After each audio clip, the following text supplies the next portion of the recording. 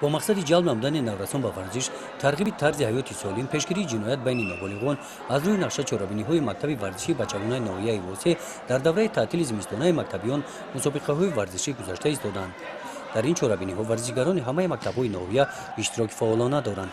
از جمله در مسابقه والیبال از 72 مؤسسه تعلیمی در قسمت نهایی 12 دسته بهترین در مرکز ناحیه برای غالبیت بین هم 3 روز بازی کردند.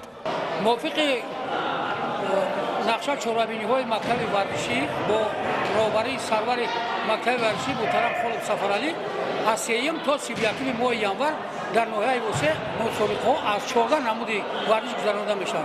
از آن جمله امروز ما اشتراک داریم در زال مکتب ورزشی رقم 10 که بازی والیبال برای دسته‌های مکتب‌های تحصیلات میانه عمومی گذاشته شده است. مقصد اساسی چرابینی گذراندن جلب نمودن خوانندگان، جلب نمودن کودکان به ورزش میباشد و اینچنین چهره‌های بهترین را در این مسابقه برپا پیدا کنیم و برای اشتراک کردن در مسابقه‌های ولایت و جمهوری خوانندگان اشتراک کنند. و غیر از این در اینجا کمانده دخترانه اشتراک دارند. دخترانه ناحیه واسطی آنها در چند مسابقه‌های جمهوری اشتراک کرده بودند. امروز یکی از غالبان مسابقه ناحیوی دانسته می‌شوند.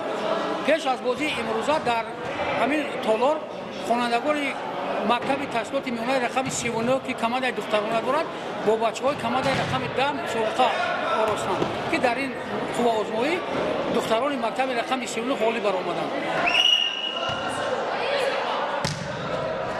بازی با اشتراک دو داوطلب اساسی والیبال بازان مؤسسه تحصیلات میانه رقم 19 و رقم 6 در این مسابقه بازی مرکزی حساب میرفت. این بازی شوق‌آور گذاشته غالبیت با حساب 2-1 نصیب ورزشگران مکتب رقم 19 گردید. در این مسابقه یک دسته دخترانه نیز اشتراک کردند. در دو بازی اول آنها غالبیت به دست آورده و بازی نیم نهایی راه یافتند. دسته والیبال باز دختران ناحیه واسه در مسابقه جمهوری در این نمود ورزش ولایت ختلان را معرفی می‌نمایند.